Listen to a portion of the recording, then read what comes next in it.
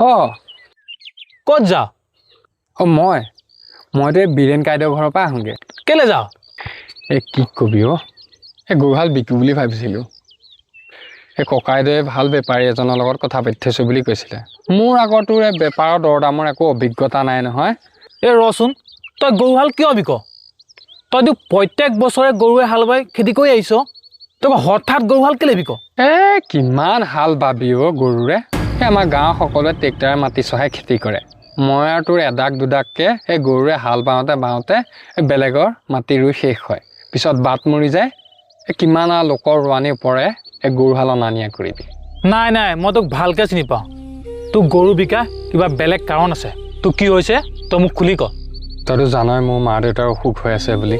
সেইকাৰণে ভাবিছোঁ গৰুহাল বিক্ৰী কৰি মা দেউতাক এবাৰ গুৱাহাটীৰ পৰা দেখুৱাই আনোগৈ।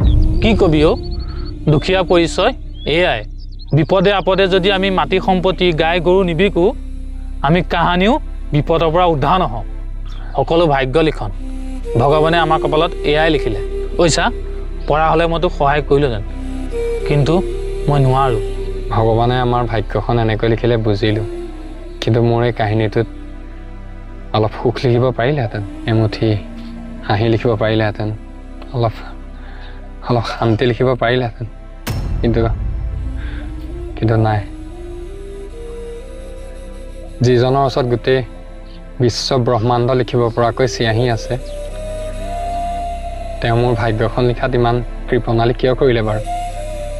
কিয়? পইচা ভগৱানে যি কৈছে ভালৰ কাৰণে কৰিছে। তই বেছি চিন্তা নকৰিবি, সকলো ঠিক হ'ব। তই যা। ভালৰ কাৰণে ঠিক আছে দে, তই ৰহ।